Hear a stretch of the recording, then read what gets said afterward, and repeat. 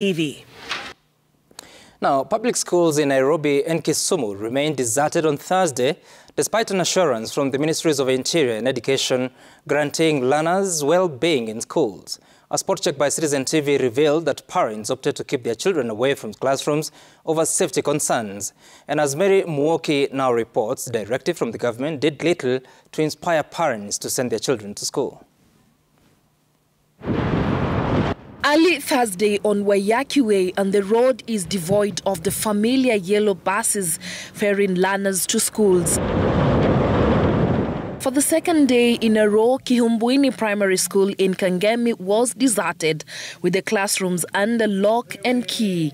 The school, whose learners were tear-gassed last week, is at the heart of Kangemi, an anticipated assembly point for protesters staging anti-government protests.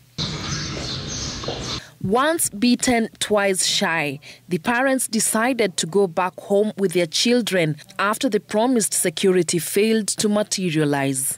Hivyo nimeingia asubuhi nikifikiria watoto wataingia. Ndio watoto walikuja moja moja, lakini hawakupata kama watoto wameingia. Na nilikuwa nafikiria kwamba nitapata hata askari wa serikali ambao ameingia hapa anipe famisi nafasi ya kwamba watoto wanafaa ingie, lakini watoto hawakuingia. Nilipofika hapa nikaona wanakuja mmoja mmoja akirudi. Tuliambiwa jana tutakuwa na security ya protect shule, lakini nimekuja tukapata kuna askari hata mmoja mwenye ako karibu na shule, so mimi nimeamua kurudisha watoto wangu nyumbani. Across town in Mathare Area 10, the roadside was dotted with learners on their way from school.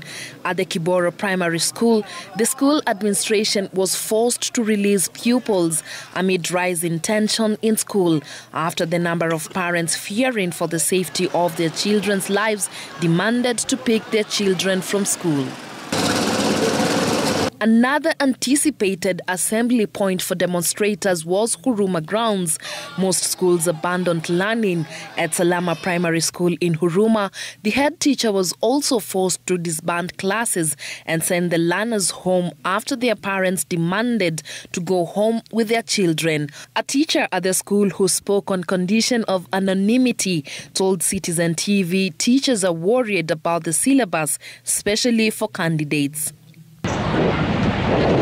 The script is replicated in schools across Kisumu. At the Kondele Primary and Junior Secondary Schools, these halls that are usually teeming with pupils are deserted, a clear indication that the government's directive on schools reopening did nothing to convince parents that the school was safe once again. Bado vita iko.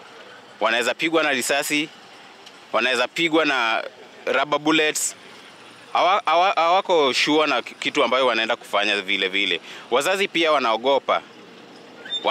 Watoto wao wanaweza uliwa. Akienda hapo saa zingine ufurugi ikiingia uwezi unapiga tear gas, mtoto akiumia wewe ndio unagharamia hiyo gharama. Sasa tuwezi pea watoto ruhusa waende kwa shule.